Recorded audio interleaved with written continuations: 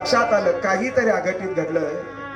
घरावरल्या गुड्या खाली घेऊन लागल्या, दारावरती बांधलेले तोरण त्या ठिकाणी सोडले जाऊ लागले, अंगणामध्ये काढलेली रांगोळी त्या ठिकाणी पुसली जाऊ लागली. महाराज एक कैकई मुळे सगळी ही गोष्ट त्या ठिकाणी घडली. बरं ऐकताना आपण सर्वजण आणि त्या कैकईलाही त्या स्थितीला नेणारी ती होती, मंथरा होती.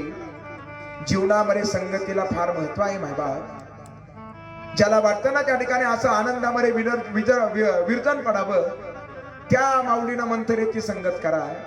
आणि ज्याला वाटतं त्या ठिकाणी हा आनंद वृत्तिगत व्हावा, त्यानं दुष्टाचा संग त्या ठिकाणी टाळा.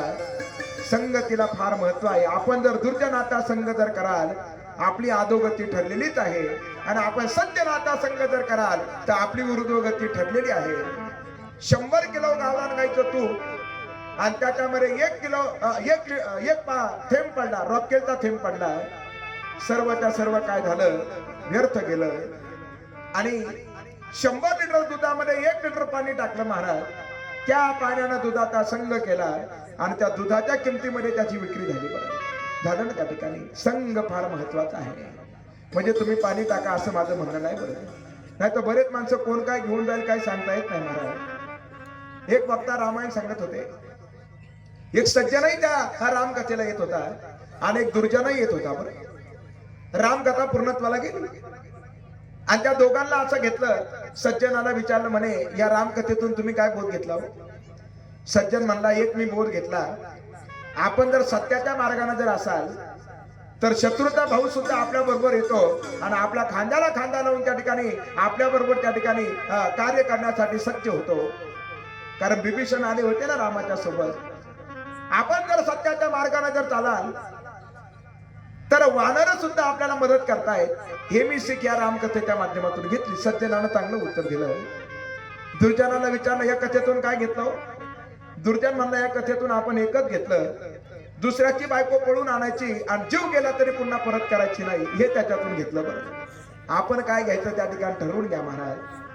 आपण संग जीवनामध्ये त्या ठिकाणी कदाचित तुमची जर पंगत जर चुकली ना, पंगत जर चुकली तर तुम्हाला एका दिवसाचा उपवास घडेल, घडू द्या मायबाप.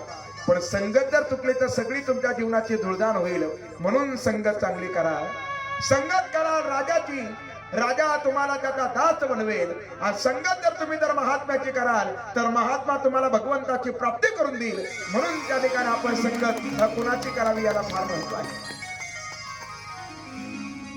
कुसंगतीमुळं सगळं काही घडलं.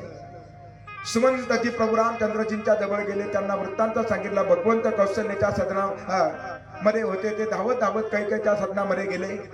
राजांची ती अवस्था पाहिली आणि त्या भगवान प्रभू रामचंद्रजींनी राजा दशरथांचं दर्शन घेतलं. पिताश्री म्हणून हाक मारली. राजा दशरथांनी रामाचा आवाज ओळखला आणि डोळे उघडले महाराज. केस विस्कटलेले होते, मुकुट एका बाजूला पडलेला होता. आणि अशा राजा दशरथांनी असे 2 हात जोडले, हात थरथर थरथर कापत होते. रामा, हे माझ्या राघवा, हे माझ्या श्रीरामा. मनामध्ये विचार करू लागले, अरे ज्याला काल मी सांगितलं होतं तुला उद्या राजगादीवरती बसायचं, कोणत्या तोंडाने सांगू आता तुला 14 वर्षाच्या वनवासाला जायचं? हा विचार मनामध्ये आला आणि रडू लागले. आणि त्या स्थितीमध्ये राजा दशरथ मूर्छित झाले महाराज. आईला विचारलं, माता हे काय झालं?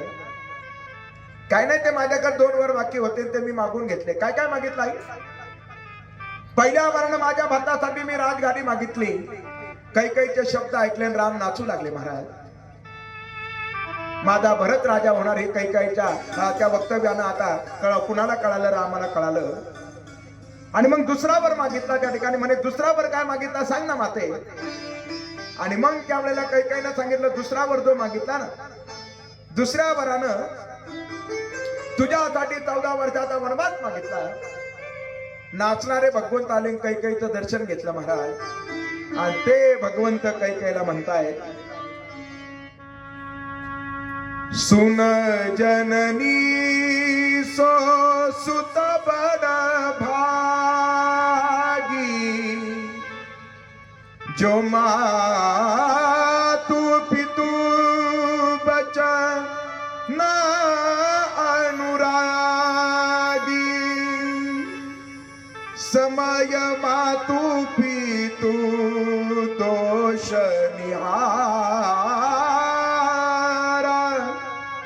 दुर्लभ जननी सकल संसार सुन जननी सो सुत बड भागी आई थोडी शंका आहे बरं इथं भगवंत कैकेयीला जननी म्हटले महाराज रामाला जन्म कुणी दिला कौशल्यही आणि मग कैकेयीला कसे जननी म्हटले हो जिला जन्म दिला तिला जननी म्हणावं ना मग गोस्वामीजींचे शब्द चुकले का नाही महाराज शब्द अजिबात चुकले नाही रामाला जन्म देणारी जशी कौशल्य आहे तशी सगळ्या रामायणाला जन्म देणारी कैकेयी आहे म्हणून तिला त्या ठिकाणी भगवंत म्हणतात सुन जननी सो सुत बड भागी दर्शन घेतलं निघाले कौशल्या मातेच्या सदनामध्ये आले येताना दोन डोळ्यामधून वेगळ्या वेगळ्या प्रकारचे अश्रू होते पहिल्या दिवशी आपण तो भाव ऐकला कौशल्या मातेला सगळा वृत्तांत सांगितला कौशल्या माता म्हणत होत्या रामा मला असं एकटीला टाकून वनामध्ये जाऊ नको मी सुद्धा तुझ्या बरोबर येते तुझ्यावरती बोजा होणार नाही तुमच्यासाठी फळं आणीन फुलं आणीन मला तुमच्या बरोबर येऊ दे नाही येऊ दिलं महाराज सीता मातेनं विनंती केली होती मला येऊ द्या आपण भाव ऐकला त्या सीता मातेला सोबत घेतलं आणि इतक्यामध्ये लखनजी आले लखनजीनी भगवंताला विचारलं दादा मी काय ऐकतोय म्हणजे जे ऐकलं ते सत्य आहे हातामध्ये धनुष्यबाण घेतला तर्कशास्त्र बाण काढला आणि लखनजी म्हणू लागले रामवीन राज्यपदी कोण बैसतो रामवीन राज्यपदी कोण बैसतो रामवीन राज्यपदी कोण बैसतो रामवीन राज्यपदी कोण बैसतो हे बोलिया खडगधरा हे बोलिया खडगधरा हे बोलिया खडगधरा हे बोलिया खडगधरा रामवीन राज्यपदी कोण बैसतो रामवीन राज्यपदी कोण बैसतो रामवीन राज्यपदी कोण बैसतो रामवीन राज्यपदी कोण बैसतो कोण बैसतो बैसतो ज्या आवेशात प्रसंग आहे त्या आवेशामध्ये बाबूजींनी लावलेली ही चाल आहे बरं क्रोधाची स्थिती आहे ना म्हणून तर रामावीन राज्यपदी कोण बैसतो रामावीन राज्यपदी कोण बैसतो हे बोलिया खडगधर हे बोलिया खडगधर मी पाहतो लखनला शांत केलं सुमित्रा मातेच्या जवळ लखनजी जात आहेत त्या सुमित्रा मातेनं लखनला सांगितलं लखन तुझ्यामुळे रामाला वनवास आहे लखनजी म्हणले माझ्यामुळं अरे तुझ्यामुळंच आहे लखनजी म्हणले माते आता जातो शरीर मध्ये जाऊन मी स्वतःला थांबून घेतो मी जर माझ्या दादाच्या वनवासाला कारणीभूत असेल आणि मग सुमित्रा मातेला सांगितलं अरे तू शेष आहे तुझ्या मस्तकावरती पृथ्वी आहे आणि अशा पृथ्वीवरती आता रावणासारखे आसुरी वृत्तीचे लोक वाढल्यामुळं त्याचा भार तुझ्या मस्तकावरती होतोय तो भार कमी करण्यासाठी तुझ्या दादाला वनवासाला जायचं म्हणजे तुझ्यासाठीच राम वनवासाला चालले बघ निघाले वनवासाला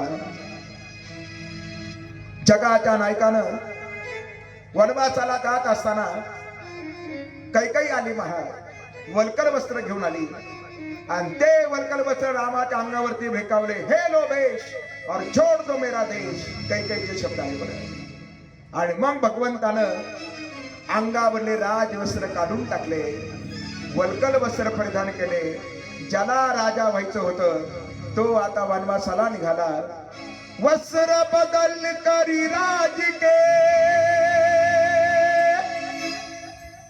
वल्कल पहने आज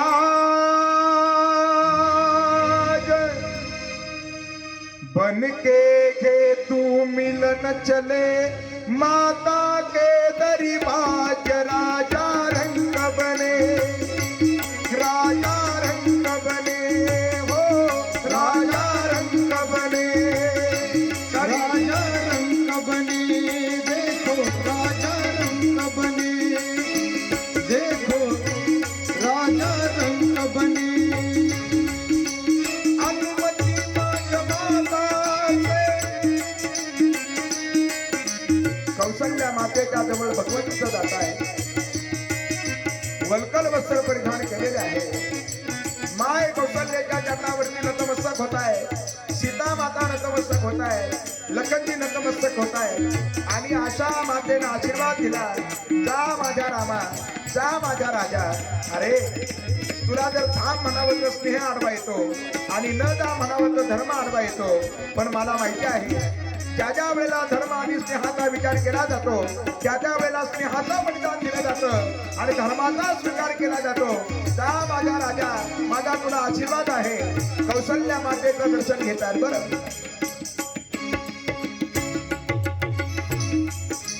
अनुमती मांग माताचे तिने दंड प्रणाम, माता शिशुपा करके राम चले वनवास. राजा रंग बने देखो, राजा रंग बने देखो, देखो राजा रंग बने, ओ राजा रंग बने. प्रभु रामचंद्र भगवान की जय. सर्व आवर वाचिकन रथाच्या पाठीमागून जात आहेत. पाहता पाहता तमसा नदीच्या किनाऱ्यावरती रथ येऊन दाखल होतोय. सर्वजण भगवंताच्या पाठीमागूनच आहे. तिथं विश्रांती करण्याचा भगवंतांनी निर्णय घेतला. सर्वजण झोपी गेले. जगाच्या नायकानं सुमंताला सांगितलं आपला रथाची दिशा आवरपुरीच्या दिशेनं दर्शवा आणि आपलं पुढे चला. भगवंत मध्यरात्री तिथून निघून गेले. सर्व आवरवाची जण भल्या पहाटे जागे झाले. जगाचा नायक नव्हता महाराज. झोपलं का देवाचा वियोग होतो, हा त्या पाठीमागला भाव आहे. बरं म्हणून जाग भार, आता जागा रे भाईनो जागा. दुसरा मुक्काम भगवंताचा आता शृंगवेरपुरामध्ये गंगेच्या तटावरती होतोय. निषादराज गोहोक त्या ठिकाणी भेटतायत महाराज. भगवंतासाठी वडाच्या झाडाचा चीक आणून दिला जातोय. भगवंत ते आपल्या केसाला लावून त्याच्या जटा तयार करतायत. भगवंत आता वाळूवरती झोपलेले आहे, दर्भाच्या आसनावरती झोपलेले आहे. लखनजी जागेत आहे. सुमित्रा मातेनं लखनला सांगितलं होतं, लखन जेथे राम तेथे तुझी अयोध्या. आजपासून राम आणि सीता तुझे माता पिता आहेत. 14 वर्ष तुला स्वप्नामध्ये सुद्धा येऊ देऊ नको. राग द्वेष भय आणि ईर्ष्या येऊ देऊ नको. लखनजी म्हणले, आई काय वाटतं तुला स्वप्नामध्ये मला असं वाटेल, आणि तशी जर तुला जर त्या संशय जर येत असेल, हा तुझा लखन 14 वर्ष झोपणारच नाही महाराज. आणि असे लखनजी जागे आहे. सकाळ झाली. भगवंताला पलीकडे जायचं होतं आणि गरज नावेची होती महाराज. आणि मग ते त्या ठिकाणी असणारा जो नावाडी होता तो केवट होता. हा जगाचा नायक आता त्या केवटाच्या समोर त्या ठिकाणी जातो मायबाप. आणि अशा केवटाच्या समोर जाऊन हा जगाचा नायक केवटाला मागणी करतोय. कधी कधी भगवंताला सुद्धा भक्ताच्या द्वारासमोरून मागावं लागतं. बरं हो तेरे द्वार खडा भगवान, भगत भरते रे झोली, भगत भरते रे झोली. द्वार खड़ा भगवान, भगत भरते रे झोली, भगत भरते रे झोली.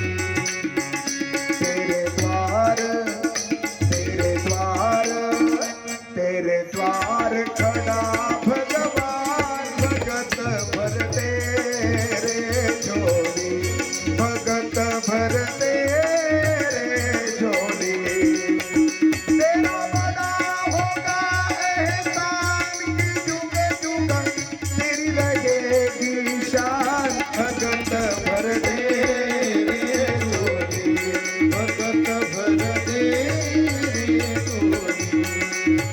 तेरे द्वार खड़ा भगवान, भगत भरते रे झोली, भगत भरते रे झोली. डोल मुठी है धरती सारी, डोला गगन है सारा.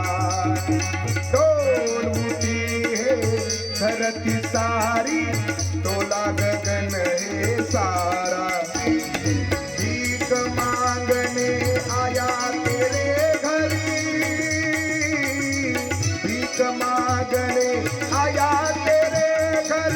जगत का पालन हारा रे, जगत का पालन हारा रे.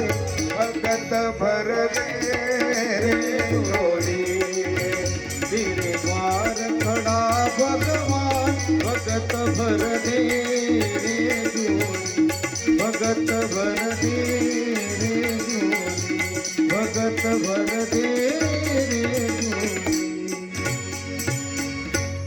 कभी कभी भगवान को अपने भक्तों से काम पड़े, इसीलिए प्रभु रामचंद्र जी केवट जी के नाव चढ़े। केवट प्रसंग रामायणामधला फार सुंदर प्रसंग आहे महाराज। भगवंत ज्या वेळेला केवटाच्या दारासमोर जात आहे आणि त्या केवटाला मागताय, ज्या भगवंताच्या समोर अखिल विश्व हात पसरतं मायबा, त्या भगवंताच्या समोर तो भगवंतात केवटाच्या समोर हात पसरतोय, हे केवटाचा असणारा महिमान आहे बरं। काय मागितलं भगवंतानं? मांगी नाभ, नाव मागितली, पण केवट म्हणतो न केवटू आना। लखनने विचारलं केवट, अरे प्रत्यक्षात भगवान राम तुला नाव मागतात तर तू नाव आणत नाही। केवट म्हणतो कहेऊ तुम्हार मरमुमयी जाना।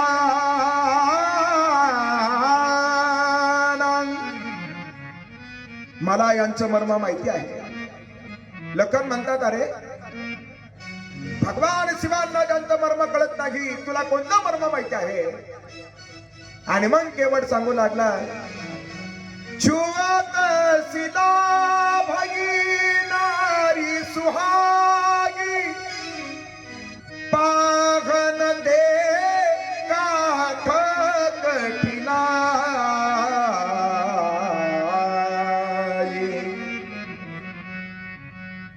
छुवत शिला भगी नारी सुहागी, यांच्या पायाच्या परस्पर्शानं एका शिळेची सुद्धा स्त्री तयार होते। माझी नाव तर लाकडाचीच आहे, मग तिची जर स्त्री जर तयार जर झाली, एक माझी घरी हजर आहेच आहे, दुसरी जर तयार झाली तर दोघी मध्ये फजिती करण्यापेक्षा त्यापेक्षा न केवटू आणा। भगवंत म्हणले वेळ कमी आहे, 9:15 वाजले, लवकर सांगा त्या ठिकाणी आता काय उपाय आहे का? केवट म्हणला एकच उपाय, आता तुमचे धुवावे लागतील पाय। आणि असा केवट स्वतःच्या पत्नीला घेऊन येतोय, काठवट आणली, जगाच्या नायकाचे पाय धुतले महाराज। ते चरण तीर्थ केवट त्या ठिकाणी पित असतोय, प्राशन करतोय। पित असताना स्वर्गावरून देव त्याच्यामध्ये स्वर्गातून देव पुष्पवृष्टी करतायत महाराज। आणि असा केवट भगवंताला सांगत होता, हो मैंने चरणों की महिमा सुनी है प्रभु, नाव लकड़ी की मेरी पुरानी प्रभु। चरणों की महिमा सुनी है प्रभु, नाव लकड़ी की मेरी पुरानी प्रभु। चरणों की महिमा सुनी है प्रभु, नाव लकड़ी की मेरी पुरानी प्रभु। मन चरणों की महिमा सुनी है प्रभु, नाव लकड़ी की मेरी पुरानी प्रभु। सात केवट की मुस्कुराने लगे, राम चरणों को आगे बढ़ाने लगे। राम चरणों के आगे बढ़ाने लगे, राम चरणों के आगे बढ़ाने लगे। चरण धोकर कुटुंब को मिटाने लगे, धन्य है भाग भगवत सुधर जाएंगे। धन्य है भागवत भगवत सुधर जाएंगे, धन्य भागवत सुधर जाएंगे। मैंने चरणों की हो मैंने रे, मैंने चरणों की महिमा सुनी है प्रभु, नाव लकड़ी की मेरी पुरानी प्रभु। चरणों की महिमा सुनी है प्रभु, नाव लकड़ी की मेरी पुरानी प्रभु। चरणों की महिमा सुनिए प्रभु, नाव लकड़ी की मेरी पुरानी प्रभु। धन चरणों की महिमा सुनिए प्रभु, नाव लकड़ी की मेरी पुरानी प्रभु। भगवंत केवटाला म्हणतात, केवटा आपल्या नावेमध्ये आम्हाला बसवा आणि पलीकडच्या ठिकाणी पोहोचवा. केवट म्हटला, तुम्ही जे म्हणतात ते बरोबर आहे, पण एक करार मला तुमच्या बरोबर करायचा आहे. बरं काय करार? तूने लाखों में बिगड़ी बनाई प्रभु, सच्ची भक्तों में शक्ति दिखाई प्रभु. सच्चे भक्तों में शक्ति दिखाई प्रभु, भक्तों में शक्ति दिखाई प्रभु. विनती होकर यूं पूर्ण विनती करे, राम नाम ले लेकर तर जाएंगे. राम नाम है लेकर तर जाएंगे, राम नाम है लेकर तर ताली जाएंगे. ताली ताली, हा हा. मैंने चरणों की मैंने चरणों की मैंने चरणों की महिमा सुनी रे प्रभु. लकड़ी की मेरी पुरानी प्रभु, चरणों की महिमा सुनी रे प्रभु. नाव लकड़ी की मेरी पुरानी प्रभु. चरणों की महिमा सुनिए प्रभु, नाव लकड़ी की मेरी पुरानी.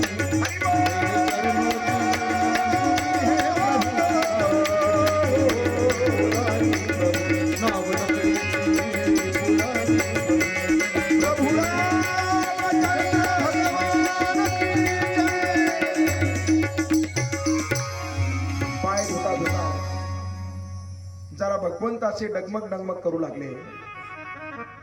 केवट म्हणला, जर पडण्याची भीती असेल तर माझ्या मस्तकावरती हात ठेवा.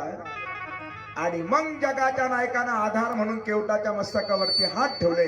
पकड़ लो बाहर बुराई, नहीं तो डूब जाएगी. पकड़ लो बाहर बुराई, नहीं तो डूब जाएगी. डगर है अगम अनजानी, पतित मैं मूढ़ विज्ञानी. संभालो तो नहीं राघव, तो काटे चुप जाएंगे. पकड़ लो बाहर बुराई, नहीं तो डूब जाएंगे. हमारा कुछ न बिगड़ेगा, तुम्हारी लाज जाएगी, तुम्हारी लाज जाएगी. भक्तीच्या बळावरती भगवंताला सुद्धा झुकवता येतं, हे पाहता येतं. आणि ज्या वेळेला भगवंतानी दोनही हात केवटाच्या मस्तकावरती ठेवले, केवट त्या वेळेला म्हणू लागला, बरं मेरे सिर पे रख दो ठाकुर, हे अपने दोनों हाथ,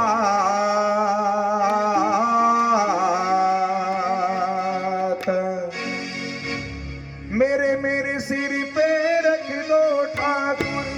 हो हो हो हो, हे अपने दोनों हाथ. अरे देना हो तो दीजिए जन्म जन्म का साथ. देना हो तो दीजिए जन्म जन्म का साथ. मेरे सिर पे रख दे ठाकुर, हो आहा, ये अपने दोनों हाथ. अरे देना है तो दीजिए जन्म जन्म का साथ. अरे देना है तो दीजिए जन्म जन्म का साथ. सिर पे रख दो ठाकुर. ताली ताली ताली ताली, हाँ. मेरे सिर पे रख दे ठाकुर, हो आहा, ये अपने दोनों हाथ.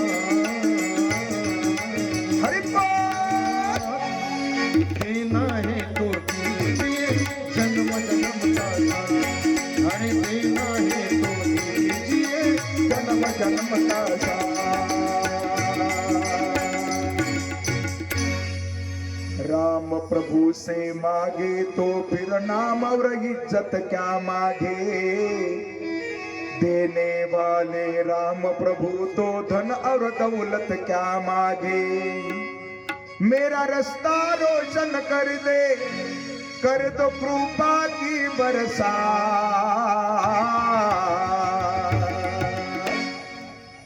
भगवंताला केवटानं नावेमध्ये बसवलं. नाव आता केवट पहिली तऱ्याला निघू लागला, गंगा ऊर भरू लागली. आणि त्या वेळेला केवटानं पाहिलं महाराज गंगा ऊर भरू लागली, नौका परत फिरू लागली. केवटानं दोघांनाही विनंती केली, नकोस नवके ऊर भरू ग, अरे नकोस गंगे ऊर भरू ग, नकोस नवके परत फिरू. श्रीरामाचे गीत गात गा, श्रीरामाला पार करू. जय गंगे जय भागीरथी, जय जय राम दशरथी. जय गंगे जय भागीरथी, जय जय राम दशरथी. जय गंगे जय भागीरथी, जय जय राम दाशरथी. श्री विष्णूचा अवतार, भव सिंधूचा करीतो पार. भव सिंधू करिता पार. तारक त्याला तारुण देव, परस्पर जाणे सर्व करू. परस्पर जाणे परत फिरू. श्रीरामाचे गीत गात गा, श्रीरामाला पार करू. जय गंगे जय जय राम दाशरथी. जय जय गंगे भागीरथी, जय जय राम दाशरथी. जय गंगे. भगवंत गंगेच्या पहिलं तीराला जात असताना केवटाच्या नावेमध्ये आहे. तो केवट सर्वांना सांगत होता, मेरी नैया में लक्ष्मण राम, गंगा मैया धीरे बहो.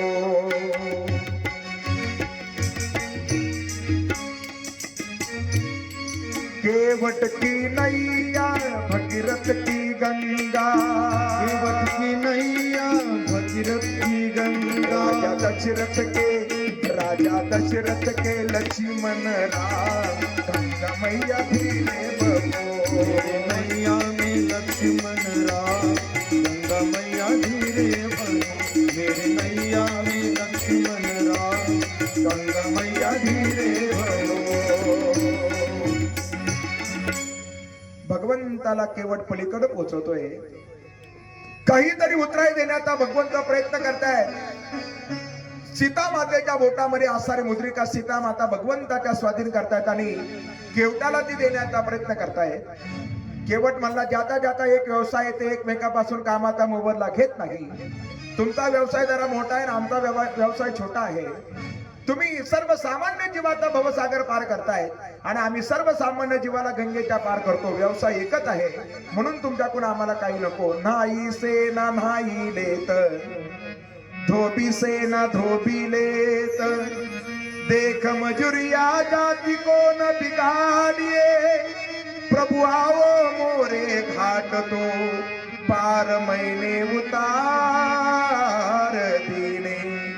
तुम्ही माझ्या घाटावरती आलात, मी तुम्हाला पलीकडे पोहोचवलं. पण ज्या वेळेला जब आऊगा तेरे घाट तो, पार मोहे उतारी. भगवंत निघून जात आहे. केवट नाव घेऊन पाठीमागे येतोय. सगळ्या समाजाला हाक मारून त्यानं सांगितलं, ही नाव आता गंगेच्या पलटी काढा. वटवृक्षाच्या खाली नाव ठेवली. केवटानं स्वतःच्या पत्नीला सांगितलं, कपडा आण. त्यानं त्या कपड्यानं स्वतःच्या डोळ्याला पट्टी बांधून घेतली. बाकीच्यांनी विचारलं, आता व्यवसाय नाही करायचा का? म्हणे, आता ज्या नावेला भगवंताचे चरणचिन्ह लागले, ज्या नावेला भगवंताचा स्पर्श झाला, त्या नावेला संसारिक जीवाचा स्पर्श नको. आता ही माझी नाव म्हणजे मंदिर आहे. आणि ज्या डोळ्यानं भगवंताचं दर्शन घेतलं, त्या डोळ्यानं आता संसारिक जीवाला कशासाठी पाहावं, म्हणून आता मी डोळ्याला पट्टी बांधतो. 14 वर्षानंतर माझा भगवंत येईल आणि त्या किनाऱ्यावर मला हाक मार, हे केवट, आता मी आलेलो आहे 14 वर्षाचा वनवास पूर्णत्वाला नेऊन. आता मला नेण्यासाठी अलीकडे, त्यावेळेला मी डोळ्याची पट्टी सोडेल आणि हीच नाव घेऊन भगवंताला आणण्यासाठी जाईल महाराज. हा केवटाच्या अंतःकरणामधला भाव होता आणि तोच केवट 14 वर्ष भगवंताचं भजन करतोय, प्रेमानं भजन करतोय. केव्हा केव्हा आनंदानं नाचतोय महाराज. अजूनही आपल्याकडे जवळपास अर्धा पाऊण तासाचा कालावधी बाकी आहे. गुडघे जर बोलत असतील तर आपल्या जागेवर उभं राहून आपण पावली खेळू शकता. तो केवट म्हणत होता बरं, हो तेरे मर्जी का, तेरे मर्जी का मैं हूँ गुलाम, मेरे अलबेले राम मेरे अलबेले शाह, मेरे अलबेले शाह, हो तेरे मर्जी का रामा तेरे मर्जी का श्यामा तेरे मर्जी का मैं हूँ गुलाम, श्री राधे। मेरे अलबेले राम मेरे अलबेले शाह, मेरे अलबेले राम मेरे अलबेले शाह, तेरे मर्जी का, तेरे मर्जी का, तेरे मर्जी का मैं हूँ गुलाम, मेरे अलबेले राम मेरे अलबेले शाह, हो तेरे मर्जी का श्यामा तेरे मर्जी का रामा तेरे मर्जी का मैं हूँ गुलाम, वाह वाह वाह वाह।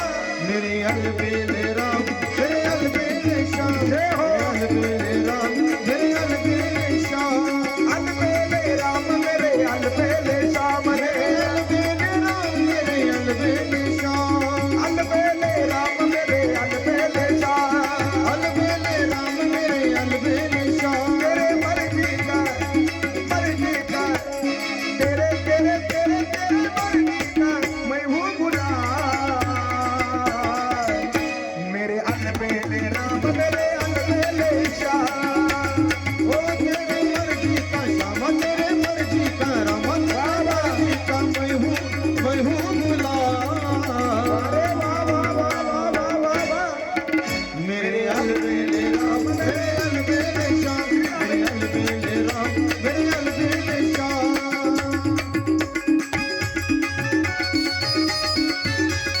फक्त आपल्या जागेवर उभं राहून आपण ताली वाजवायची आहे आणि जमलं तर फक्त एक पावली खेळायची. आणि हा हा हा जमलं. श्री राधे.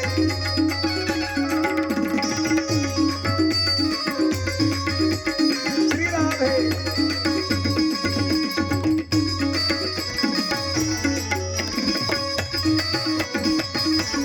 वाह वाह वाह.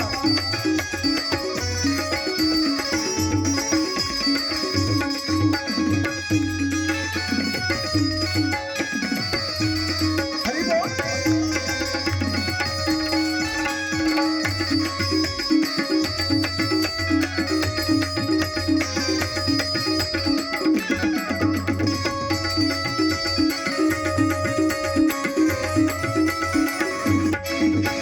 जो मैं करा दूं तुझ पे नुछावर, मैं करा दूं मैं तुझे कुछावर, मेरा जीवन हुआ है आराम, मेरा जीवन हुआ है वाह वाह वाह सागर महाराज. आराम, मेरे अलबेले राम मेरे अलबेले शाह, मेरे अलबेले राम मेरे अलबेले शाह, तेरे मर्जी का, तेरे मर्जी का, तेरे तेरे मर्जी का मैं हूँ गुलाम, अलबेले राम मेरे अलबेले शाह,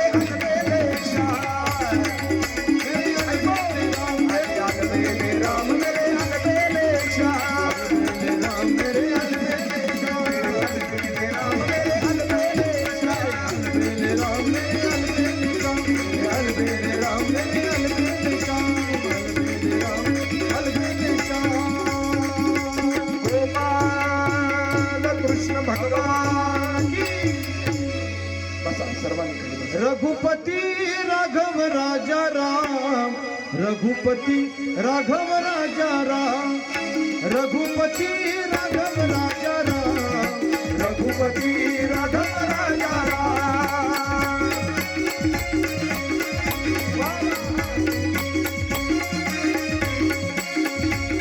हो रघुपति राघव राजा राम पतित पावन सीताराम रघुपती राघव राजा राम पतित पावन सीताराम.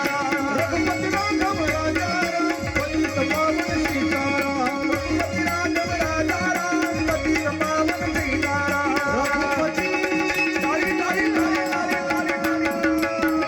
तालीचा आवाज आला पाहिजे. एक साथ ताली लागू नका. हा रघुपति राघव राजा राम पतित पावन सीताराम. रघुपति राघव राजा राम पतित पावन सीताराम. रघुपती राघव राजा राम पतित पावन सीताराम हरी पतित पतित पावन सीताराम. रघुरामचंद्र भगवान की. कधी कधी भक्त गाताय आणि देव नाचतो महाराज हे आपण ऐकलेलं आहे. नामदेव कीर्तन करी पुढे देव नाचे पांडुरंग. पण इथला आनंद वेगळा आहे महाराज. त्याही पेक्षा पुढला आनंद आहे. इथं मुलगा भजन गायला आहे आणि वडील नाचायला आहे. बरं त्या ठिकाणी आदरणीय झाडे महाराजांचे पूज्य पिताश्री या ठिकाणी फार सुंदर पावली खेळतात. पण एकदा उभा राहून भाऊ सर्वांना नमस्कार करा.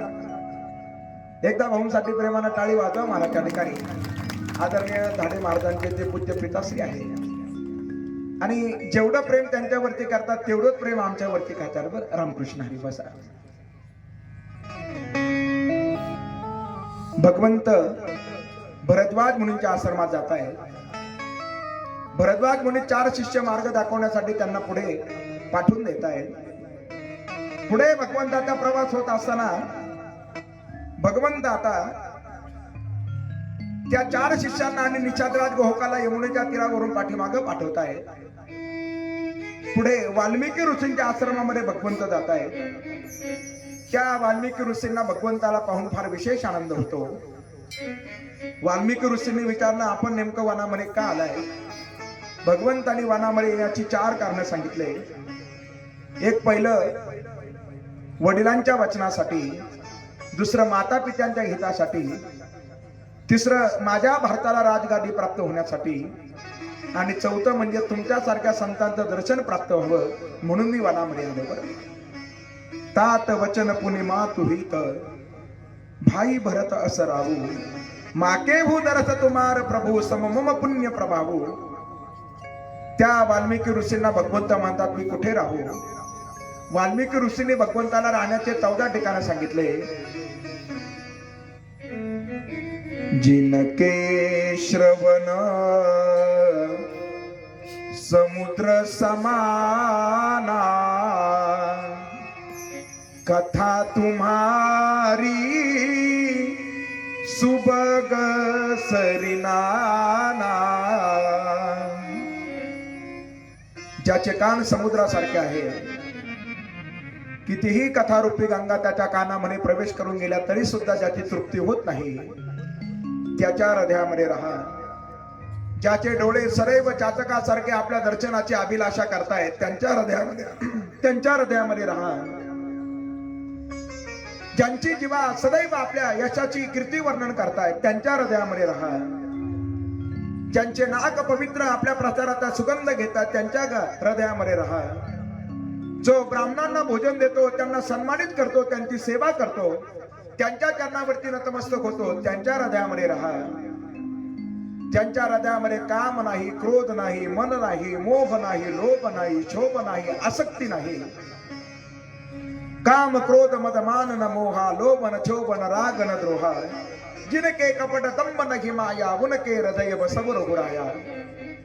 हे 14 ठिकाण विस्तारानं सांगण्यासाठी 3 तासाचं सत्र पाहिजे. चला पुढे सांगितलं, हे सूत्र सगळ्यांनी लक्षात ठेवा.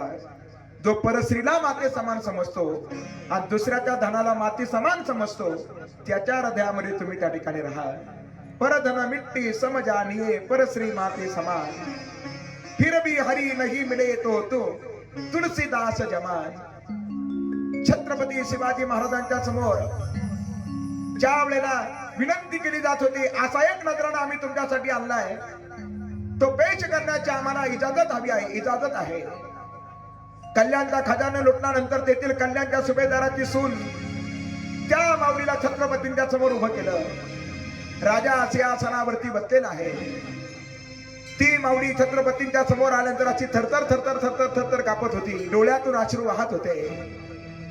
राजे खाली उतरले मायबाप, आणि जसे राजे धावत आले तसं त्या माऊलीच्या चरणावरती नतमस्तक झाले. परावे नारी रुक्मिणी समान, घाबरू नका, घाबरू नका, काळजी करू नका. त्या माऊलीसाठी गोडधोड स्वयंपाक बनवला, बोलवण केली, आणि दुसऱ्या दिवशी स्वतः छत्रपती शिवाजी महाराज त्या माऊलीला सोडवण्यासाठी निघाले. कल्याणचा सुभेदार त्या ठिकाणी आला होता सैन्य घेऊन. जिंदा असेल त्याचा मुर्दा असेल त्याला त्या ठिकाणी पकडला पाहिजे. आणि ती माऊली धावत धावत गेली. मामाश्री, आपण त्यांना मारू नका. आपण जर तुम्ही त्यांना स्वतःचा शत्रू समजत असाल तर तुमची चुकी आहे. तुम्ही त्यांना सर्वसामान्य माणूस जर समजत असाल तीही तुमची चुकी आहे. हा केवळ माणूस नाही तर हा माणसामधला भगवान आहे. त्या माऊलीचे त्या ठिकाणी ते शब्द आहे मायबाप. इंसानों के बीच का भगवान है. म्हणून तर आज त्यांचं नाव घेतलं जातं महाराज. आजही नाव घेतलं जातं का? तशा पद्धतीनं जीवन जगले म्हणून आज त्यांचं नाव घेतलं जातं. कोणीतरी वाक्य फार सुंदर त्या ठिकाणी सांगितलं, कदाचित छत्रपती शिवाजी महाराजांचं मंदिर नसेल, नसू द्या, पण प्रत्येकाच्या हृदय मंदिरामध्ये त्यांना जागा आहे महाराज. हे त्यांचं आसार विशेषत्व आहे. बरं, हे छत्रपती शिवाजी महाराज. दुसऱ्याच्या स्त्रीला माते समान समजा आणि दुसऱ्याच्या धनाला माती समान समजा. तो अवगुणाचा त्याग करतो आणि गुणाचा स्वीकार करतो. गोमातेसाठी, भक्तासाठी, ब्राह्मणासाठी, देवासाठी, धर्मासाठी जो संकट सहन करतो त्याच्या हृदयामध्ये तुम्ही राहा महाराज. असे 14 ठिकाणी सांगितले. पुढे आता भगवंताला सांगितलं, म्हणे एक काम करा, तुम्हाला राहायचं असेल तर चित्रकूटाच्या पायथ्याला राहा. भगवंत तिथं गेले. लखननं मंदाकिनीच्या पवित्र आणि पावन किनाऱ्यावरती 2 कुटिया तयार केल्या. भगवंताने सांगितलं होतं, त्या तिथे लक्ष्मणा बांध कुटी, त्या मंदाकिनीच्या तटनिकटी, त्या तिथे लक्ष्मणा बांध कुटी. मंदाकिनी अवस्था आहे महाराज, जिथं कुणाचा वाद आपल्याला ऐकू येणार नाही, कुणाबरोबर वाद घालण्याची गरज पडणार नाही. जिथं आपले कान मंद राहतील त्याला म्हणायचं मंदाकिनी. बरं, म्हणून कुछ का बुरा मत सुनो और किसी को बुरा मत बोलो. असो, आता भगवंत त्या ठिकाणी आहे. त्या ठिकाणी आता लखननं वृक्षारोपण केलं महाराज. इकडे आता गोस्वामी कथा बदल करतायत. केवटाच्या नावेमध्ये भगवंताच्या गंगेच्या तटावरून बसले होते. तिथं सुमंताचा रथ उभा आहे. निषादराज गोवकांना सांगितलं, हा रथ आता तुम्हाला आवडपुरीमध्ये घेऊन जावा लागेल. रथ वळवला का त्या घोड्यांची दिशा पुन्हा भगवंत ज्या दिशेने गेले त्या दिशेने आपल्या माना फिरवायचे. आणि मग त्यावेळेला त्या घोड्यांना मारहाण करू लागले. सुमंत सर्वांच्या चरणारविंदावरती लागले. ते म्हणले, मारायचं असलं तर मला मारा, मुक्या प्राण्यांना मारू नका. 14 वर्ष मी या गंगेच्या तटावरती थांबतो, या केवटाप्रमाणे भगवंताचं भजन करतो. आणि 14 वर्षामध्ये जर माझा मृत्यू जर झाला तर माझं हे शरीर उचलून या गंगेमध्ये समर्पित करा. बऱ्याच प्रयत्नानंतर रथ फिरवला. रथ आवडपुरीच्या दिशेने चालला. चालता चालता सुमंतानं पाहिलं की त्या रथाच्या चाकाला चिखल लागत होता. कशाचा चिखल असेल? जो रथ कोरड्या रस्त्याने चालला, चिखल कशाचा? खाली उतरून पाहिलं, जे घोडे भगवंताच्या योगामध्ये परतले होते त्या घोड्यांच्या डोळ्यातून गळगळ गळगळ अश्रुधारा वाहत होत्या. आणि त्या अश्रुधाराचा तो चिखल तयार झाला होता मायबाप.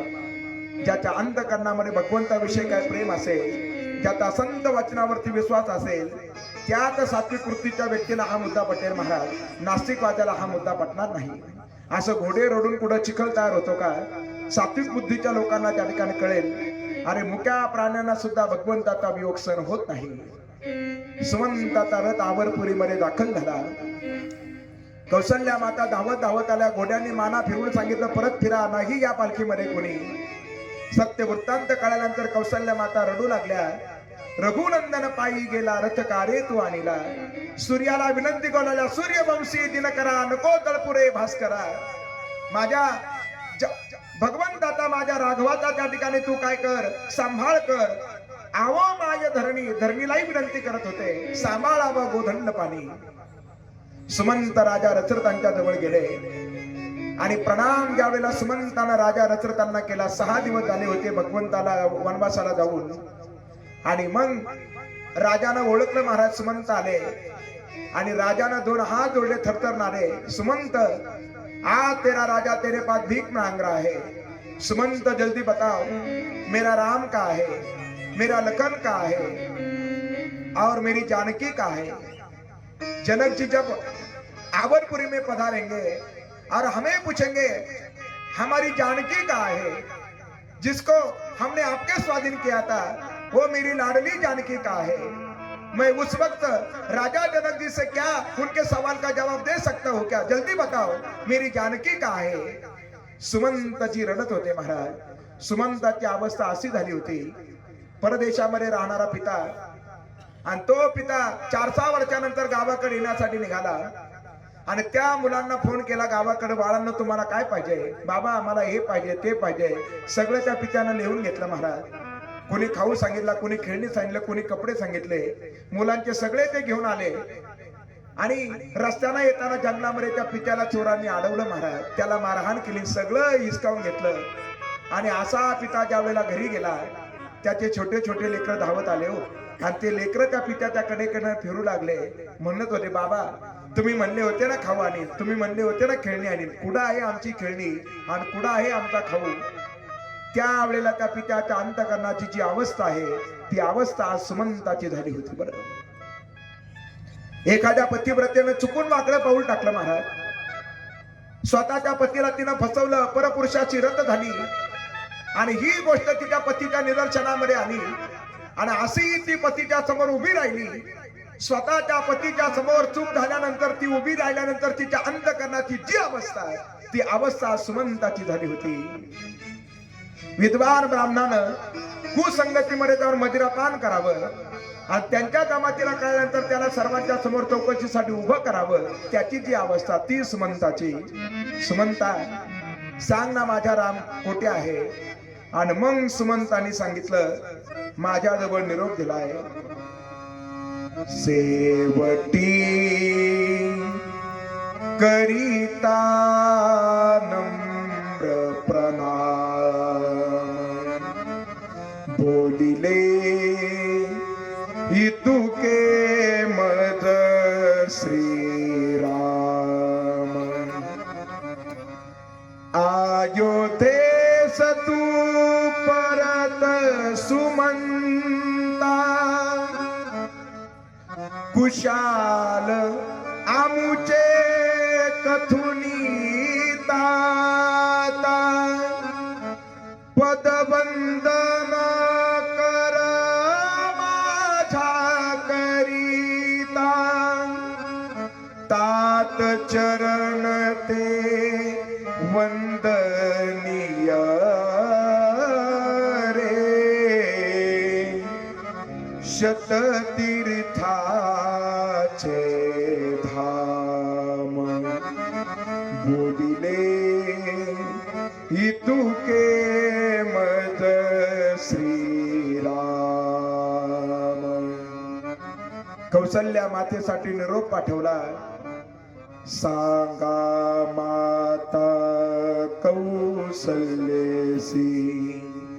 सुखात सीता सुत वनवासी. पूजित जातु नित्य अग्निसी तुझ्या श्रवणी सदा मुनिवर घोषित साम बोलिले बोलिले बोलिले इतुके मत श्रीराम. सीता मातेनं निरोप दिला. जो पिता स्वतःच्या पत्नीच्या वचनपूर्तीसाठी स्वतःच्या मुलाला 14 वर्षाच्या वनवासाला धाडतो, तो असणारा पिता जन्मोजन्मी मला सासरा म्हणून प्राप्त व्हावा. सीता मातेनं निरोप पाठवला म्हणे. रामानं काय निरोप पाठवला? ज्या वेळेला भरताचा राज्याभिषेक होईल त्यावेळेला तो निरोप पुन्हा करवी तरी आम्हाला वनामध्ये पाठवा. आणि तो राज्याभिषेकाचा आनंद साजरा करताना वनामधल्या आमच्या झोपड्यांना आंब्याच्या झाडाची पानं आणून आम्ही त्याची तोरणं तयार करू आणि तो आबरपुरी मधला आनंद आम्ही वनामध्ये साजरा करू, असं सुमंतांनी सांगितलं. राजा दशरथ धाय मुकून रडू लागले. अवस्था बिघडली गेली. कौशल्ये, आता मला वाटतं माझा मृत्यू निश्चित आहे. मला श्रावणाच्या माता पित्यांनी दिलेला शाप आठवतोय. माझा भरत आणि शत्रुघ्न मामाच्या घरी गेले. राम आणि लखन आता वनाला निघून गेले. त्यांनी मला शाप दिला होता, मरणार एक दिन पुत्र वियोगानं. कौशल्या माता समजवण्याचा प्रयत्न करताय. राजा दशरथ त्या ठिकाणी आता त्यांची अवस्था बिकट झाली. कौशल्ये, जरी लोकांनी मला शाप दिला तरी चालेल, पण त्या दुष्ट कैकेयीची सावली माझ्या प्रेतावरती पडू देऊ नको, असे अभद्र बोलू नका स्वामी. कौशल्या माता समजावत होत्या. अयोध्या म्हणजे एक जहाज आहे. अयोध्यामधले सर्व प्रवासी म्हणजे त्या आवर्वासीजन म्हणजे त्या जहाजातील प्रवासी आहे. तुम्ही त्या जहाजाचे कप्तान आहात आणि राम वनवास रूपी वादळामध्ये सापडलेले हे जहाज ते आता डगमग करते. तुम्ही जर धीर सोडला तर बाकीच्यांचं काय होईल? राजा दशरथ त्या ठिकाणी आता कौशल्येला सांगताय आणि रामाचं चिंतन केलं. राम राम कही राम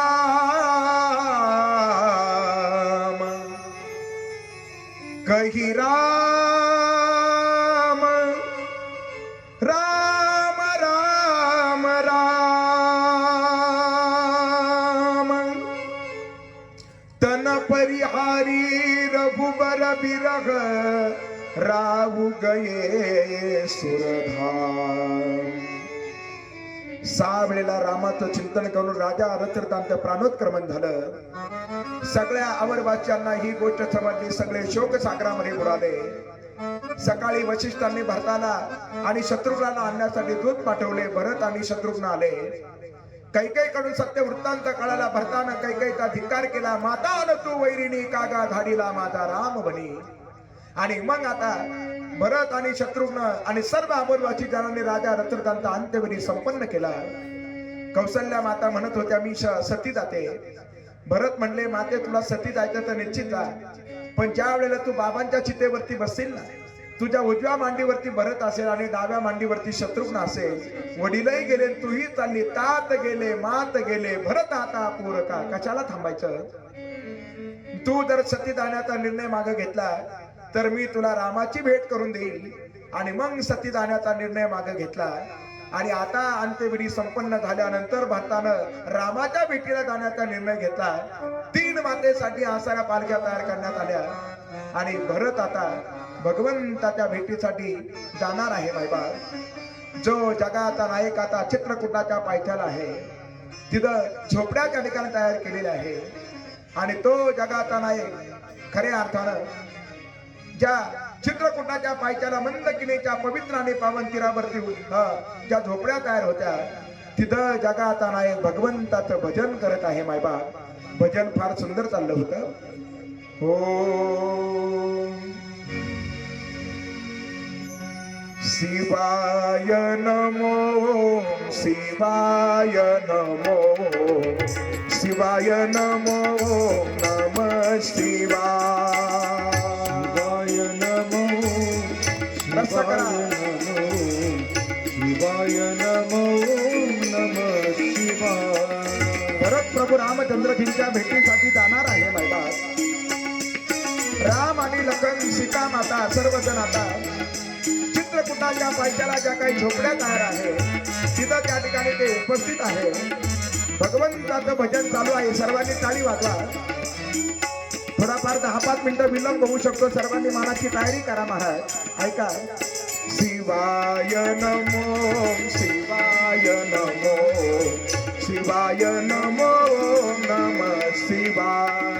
शिवाय नमो शिवाय नमो शिवाय नमो नमः शिवाय.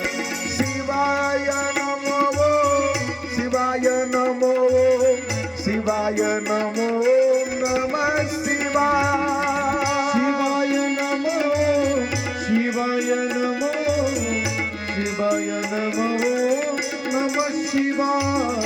शिवाय नमो शिवाय नमो शिवाय नमो नमः शिवाय.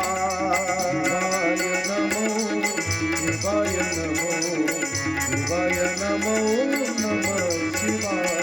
ओम शिव परात्परा शिव ओंकारा शिव तव शरणम्. ओम शिव परात्परा शिव ओंकारा शिव तव शरणम्.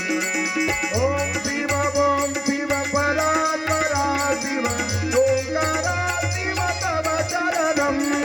ओम शिव परात्परा शिव ओंकारा शिव तव शरणम्. हरि ओंकारा शिव तव शरणम्. ओंकारा शिव तव शरणम्. उमापती महादेव की जय. भगवान प्रभु रामचंद्र जी असू द्या असू द्या.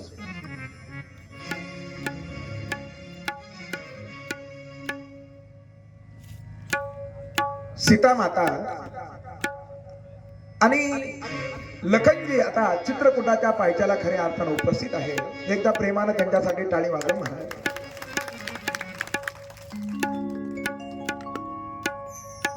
आणि तिकडं भरत आता भगवंताच्या भेटीसाठी निघताय. तीनही मातेंना बरोबर घेतलं होतं. आवरवाची ज्यांना बरोबर घेतलं होतं. याच्यामध्ये भाव एकच आहे मायबाप. काय भाव आहे? भरत म्हणजे संत आहे आणि भगवंताच्या भेटीसाठी जर जायचं असेल तर भरतासारख्या संतांच्या संगतीमध्ये आपण गेलं पाहिजे. कारण संताविन प्राप्ती नाही संताविन प्राप्ती नाही संतवीन प्राप्ती नाही संतवीन प्राप्ती नाही. अशा भरताच्या संगतीमध्ये जात असताना मध्ये निषादराज गोहकानं जरा त्यांची परीक्षा घेतली. वेगळ्या वेगळ्या प्रकारचे त्यांना अन्न दिलं.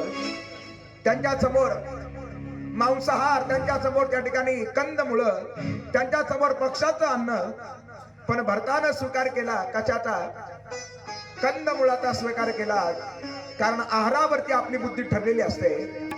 आपण जर सत्वगुणी जर आहाराचा जर स्वीकार जर करा तर आपली बुद्धी त्या ठिकाणी तशी आहे.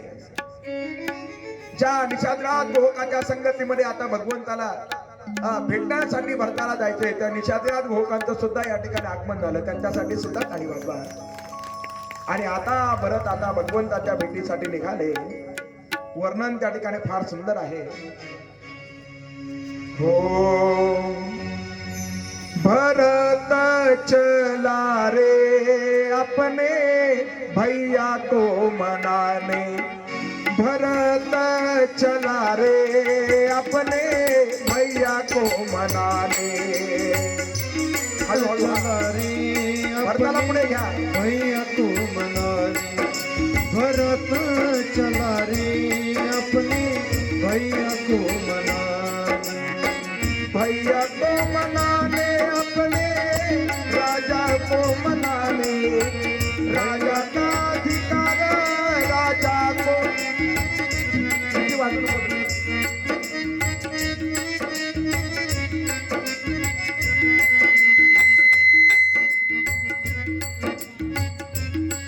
थोडा कमी राहून दे पण शिटी वाजू देऊ नको. 3 दिवसात प्रॉब्लेम सुटायला पाहिजे होता. पहिल्या दिवसापासून शिटी वाजते ना. 3 दिवसात आपण ओळखायचं ना कुठून शिटी वाजते. मग त्यांना इकडे बसवायचं. विनंती केल्यास ते बसले असते.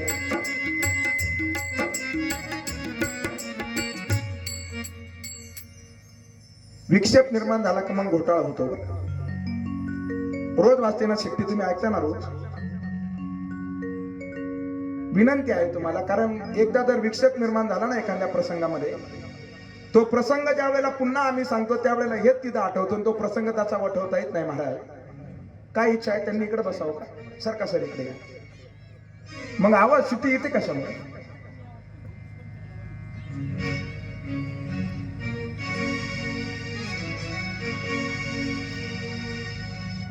भैया को मनाने अपने राजा को मनाने,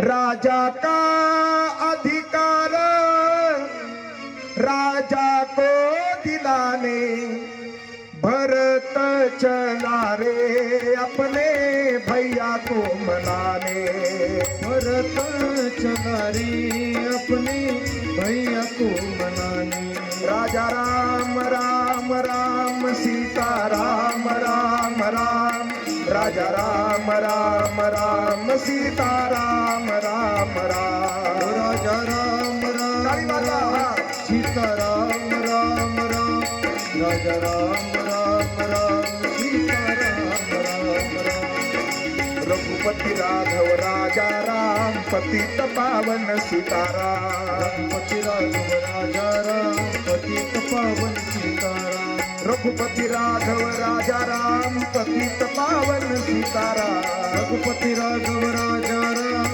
पतित पावन सीताराम,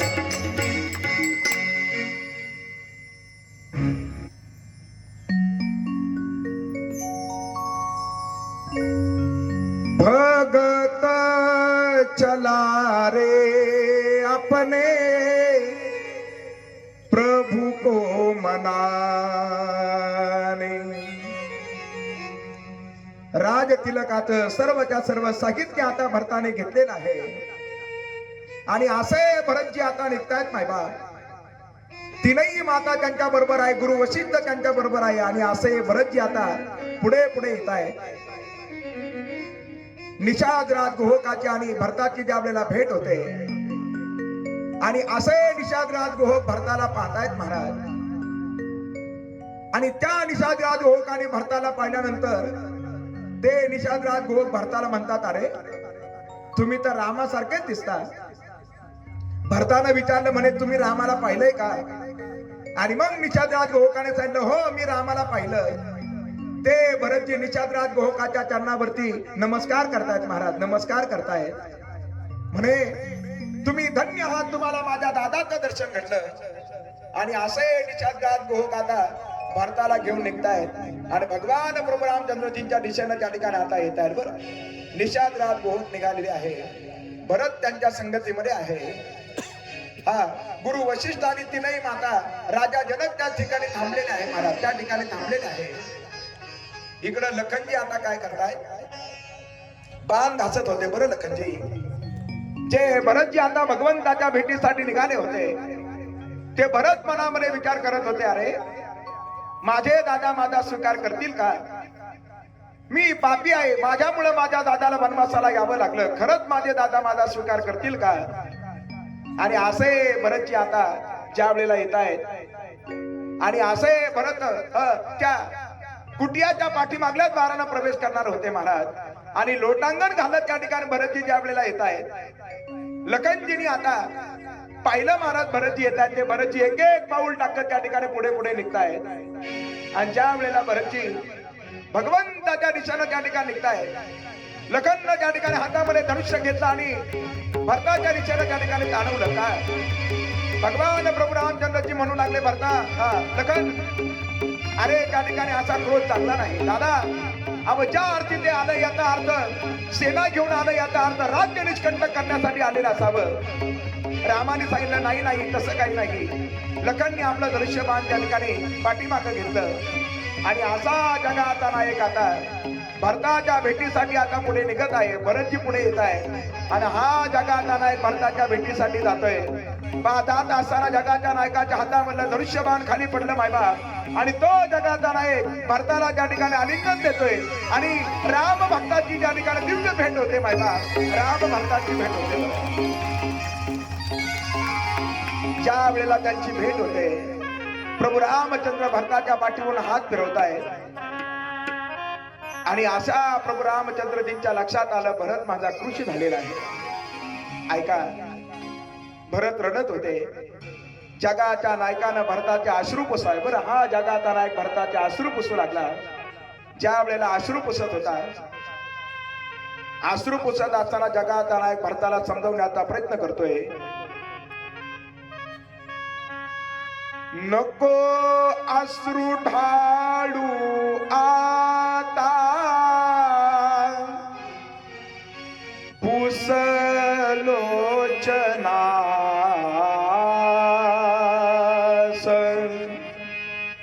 तुझा आणि माझा आहे वेगळा प्रवास. अयोध्येचा हो तू राजा, रंक मी वनीचा,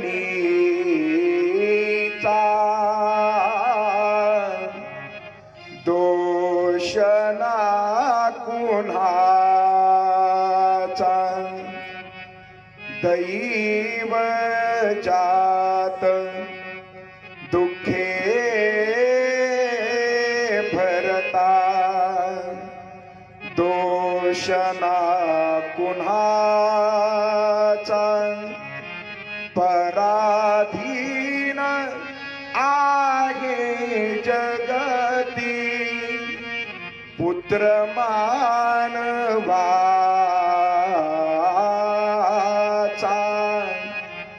दोष ना कुणाचा. कुणाचा दोष नाही भरता, रडू नको. ते भरतजी आता दोन हात जोडतायत आणि दोन हात जोडून भरतजी भगवंताला विनंती करतायत, दादा, आज मी तुम्हाला काहीतरी मागण्यासाठी आलेलो आहे, ते तुम्ही मला दिलं पाहिजे. जगाचा नायक म्हणू लागले, भरता माग ना. अरे, थोरल्या भावानं धाकल्या भावाचा हट्ट नाही पुरवायचा, मग पुरवायचा तरी कोणी? थोरल्या भावानंच पुरवायचा. माग, तुला काय मागायचं? भरतजी म्हणले, दादा, तुम्ही नाही म्हणू नका. बरं, मी जे मागणार आहे ते तुम्हाला द्यावं लागेल. देतो ना भरता, माग, तुला काय पाहिजे? बघा दादा, तुम्ही नाही म्हणायचं नाही, देईल मी भरता तुला माग. भगवंत ज्या वेळेला भरताच्या भेटीसाठी चालले होते, त्या वेळेला भगवंताच्या हातामधलं धनुष्यबाण खाली पडलं होतं महाराज. का? भाऊ भावाच्या भेटीला जात असताना शस्त्राची गरज नाही महाराज. शस्त्र शर्मिंद झाले आणि शस्त्र खाली पडले, उपवस्त्र खाली पडलं होतं. का? कारण आलिंगन देताना उपवस्त्र मध्ये आलं असतं. जिथं पडदा आहे तिथं खरं प्रेम कसलं, म्हणून ते पडदा सुद्धा खाली पडला. आणि मग भरतानं ज्या वेळेला भगवंत म्हणले मी देणार आहे, ते भरतजी जे गुडघा टेकून बसले होते ते भरतजी आता उभे राहत आहेत. आणि असे भरतजी उभे राहून दूर पडलेला धनुष्य त्या ठिकाणी उचलतायत. तो धनुष्यबाण आपल्या हाताने उचलतायत आणि तो धनुष्यबाण रामाच्या स्वाधीन करतायत. घ्या दादा. आणि तो धनुष्यबाण रामाच्या स्वाधीन दिला. 4-2 पावलं भरतजी त्या ठिकाणी पाठीमागे सरकतायत महाराज. आणि पाठीमागे सरकून पुन्हा 2 हात जोडून भगवंताच्या समोर उभे आहे. आणि ते भरतजी म्हणताय, दादा, तुम्ही म्हटले होते ना मी तुम्हाला देणार आहे, आता भरत तुम्हाला मागत आहे. दादा, एक काम करा, त्याही प्रसंगाकडे लक्ष द्या, मी जे बोलतो त्याच्याकडे लक्ष द्या. फार करुणामय प्रसंग आहे बाबा. भरतजी म्हणले, दादा, एक काम करा, तो जो बाण आहे ना तो धनुष्यावरती जोडा आणि त्या बाणाच्या माध्यमातून या पापी भरताचा तुम्ही शिरच्छेद करून टाकाव. ज्याच्यामुळे माझ्या दादाला वनवासाला यावं लागलं त्या भरताला जगण्यात अधिकार नाही. ज्याच्यामुळे आवडवासी जनांच्या सुखाचा नाश झाला त्या भरताला जगण्यात अधिकार नाही. ज्याच्यामुळे 3ही मातेला वैधव्य प्राप्त झालं त्या भरताला जगण्यात अधिकार नाही. मी पापी आहे, मी दोषी आहे, मी अनंत असाऱ्या दोषाचा पुतळा आहे. काय माझं पाप त्या ठिकाणी असेल न जाणो, पण दादा तुम्ही या भरताला दोषमुक्त करा, या भरताला पापातून मुक्त करा.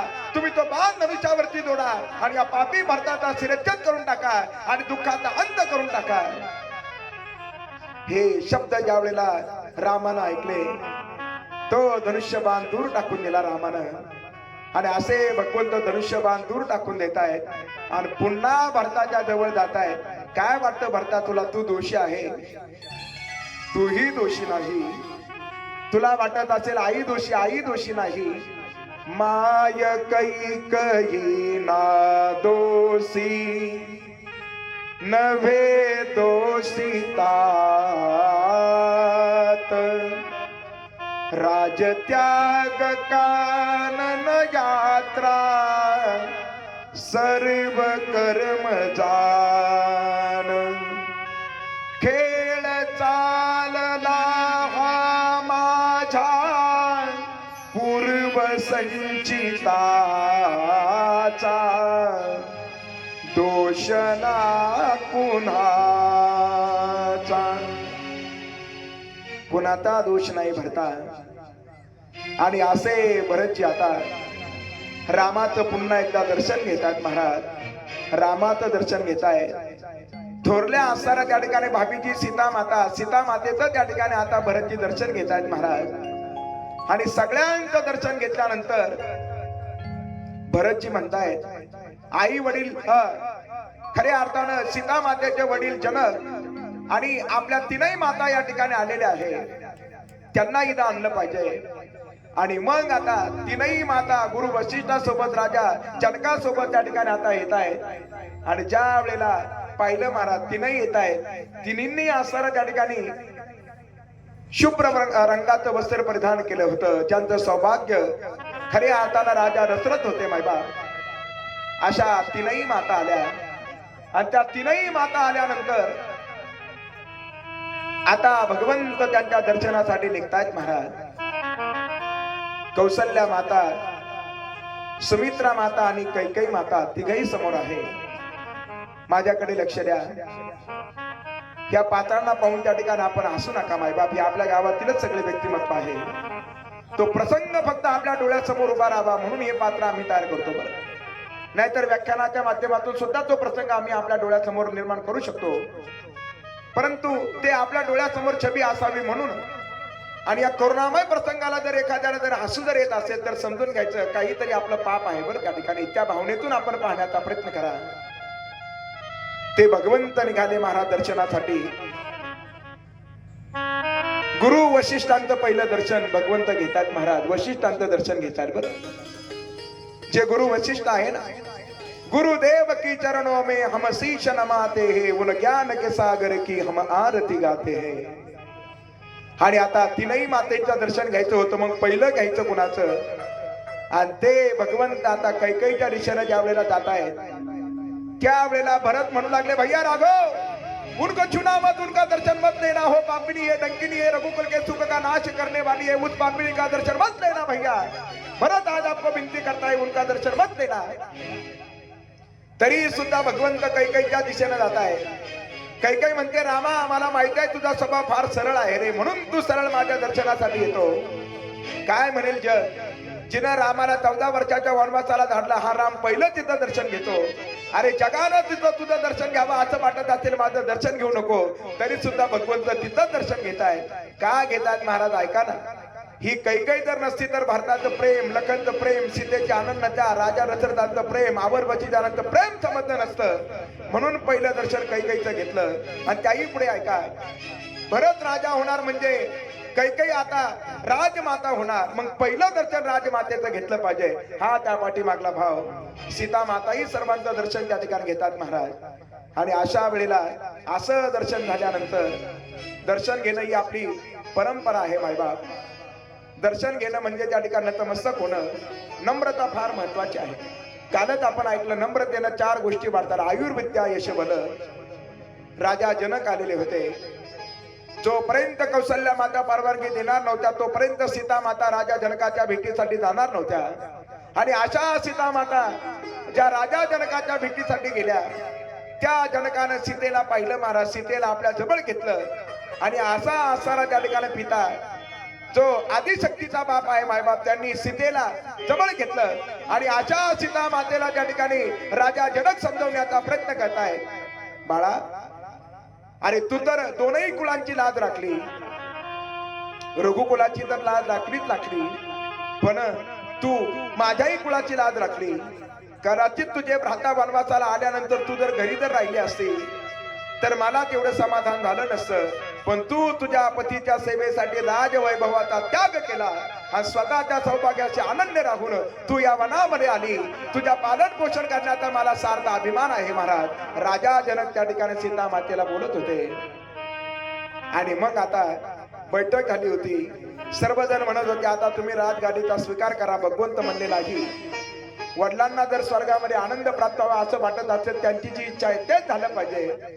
आणि मग भरत आता भगवंताला म्हणतात. बरं त्या ठिकाणी भरत आणि भगवंत पुन्हा एकमेकाच्या समोर आहे. आणि ते भरतजी भगवंताला म्हणतायत, प्रभू रामचंद्र भरताला म्हणतायत 14 वर्ष राजगादीचा स्वीकार करायचा. भरतानं सांगितलं राजगादीचा स्वीकार मी करेल पण त्यासाठी मला आधार पाहिजे. म्हणे काय आधार पाहिजे? भरताचे शब्द आहे, तात गेली मात गेली भरत आता पोर काय मागणेची एक रामा द्याव्या मद पादुका. मला काही नको, तुमच्या चरण पादुका पाहिजे. आणि मग भरता लखननं प्रभू रामचंद्रजींनी लखनकडे पाहिलं. लखन जरा माझ्या चरण पादुका घेऊन ये आणि त्या आपण भरताला देऊन टाकूया. असे लखनजी त्या चरण पादुका आणण्यासाठी जात आहेत.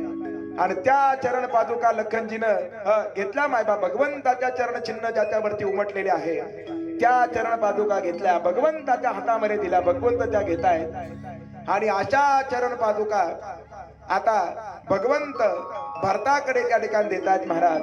भरत त्याचा स्वीकार करताय आणि त्या चरण पादुकेला आपलं मस्तक लावतायत महाराज. भगवंताच्या चरणाच्या पादुका आहे म्हणून त्याला त्या ठिकाणी मस्तक लावताय.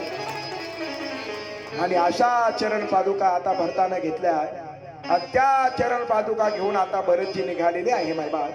बराचसा याच्यामध्ये मोठा कथा भाग आहे पण आपण थोडक्यामध्ये पाहण्याचा प्रयत्न केला.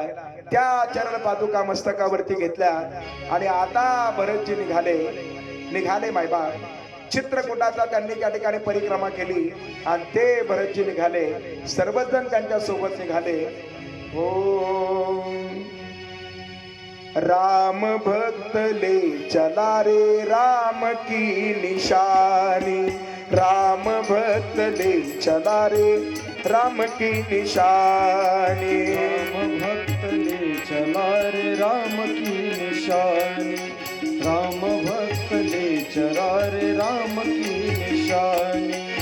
शीश पर खड़ावा अखियों में पानी. शीश पर खड़ावा अखियों में पानी. राम भक्त ले चला रे राम की निशानी. राम भक्त ले चला रे राम की निशानी. राम भक्त ले चला रे राम की निशानी. शीश पर खड़ावा अखियों में पानी. शीश पर खड़ावा अखियों में पानी. राम भक्त ले चला रे राम की निशानी. राम भक्त ले चला रे राम की निशानी. प्रभु रामचंद्र भगवान की जय. त्या चरण पादुका सिंहासनावरती भरताने ठेवल्या. आणि 14 वर्ष भरतानं नंदीग्रामामध्ये वास्तव्य केलं. खड्डा खणून त्या ठिकाणी भरतजी राहिले महाराज. आणि याच ठिकाणी अयोध्या कांडाची परिसमाप्ती होते आणि आपण अरण्य कांडामध्ये प्रवेश करत आहोत. पण तो आपण आज करणार नाही, तो उद्याच्या कथेच्या माध्यमातून त्या ठिकाणी होणार आहे. भगवंत सुद्धा त्या ठिकाणी आपलं धनुष्यबाण घेत आहे आणि जगाचा नायक सुद्धा त्या ठिकाणी निघून जातोय. त्या रामाचं आपण चिंतन करा.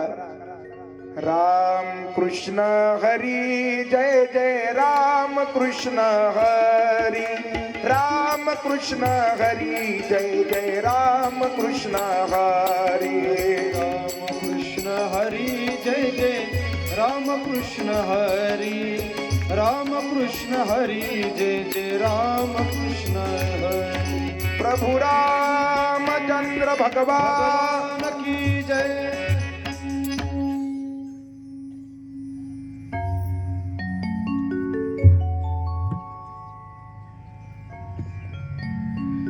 जय जय राम कृष्ण हरी जय जय राम कृष्ण हरी.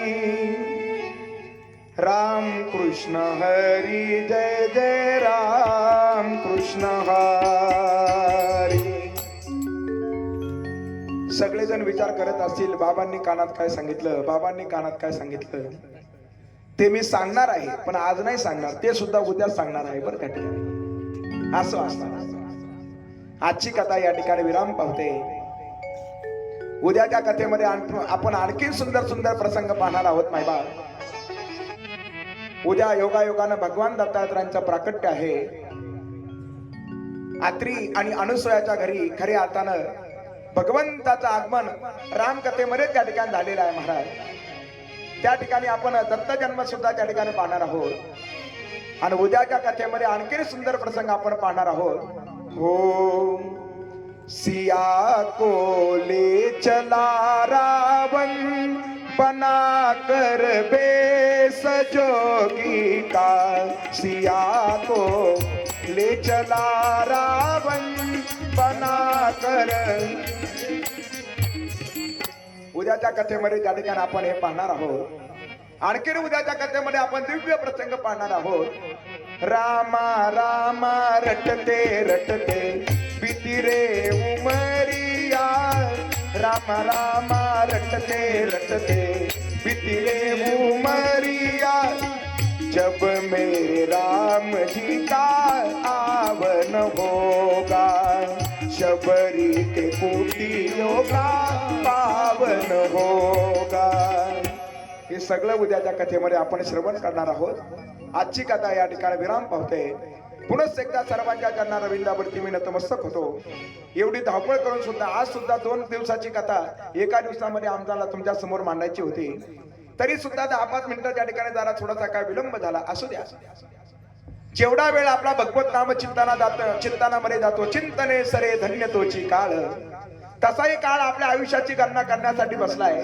पण जेवढा काळ कथेत कीर्तनात जातो तेवढी काळाची त्या ठिकाणी आपल्यावरती कृपा होते आणि तेवढं आपल्या आयुष्याचं मोजमाप होत नाही महाराज. तेवढं आयुष्य आपल्याला बोनस भेटत असतं. कथेची काळी आज्ञा नाही हे तुकोबारांचे शब्द आहे बरं.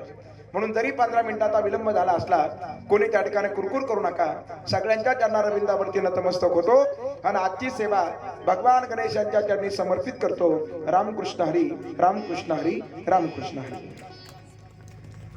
या ठिकाणी सालाबाद प्रमाणे श्री पावन गणपती श्री शनिदेव भगवान श्री वामन भाऊ बाबा तसेच भगवान बाबा यांच्या कृपाशीर्वादानं संत मच्छिंद्रनाथ भाऊ यांच्याही आशीर्वादानं चालू असलेला हा हरिनाम सप्ताह हरिभक्त परायण श्री पांडुरंग महाराज फसले यांच्या मार्गदर्शनाने सुरू असणारा हा हरिनाम सप्ताह.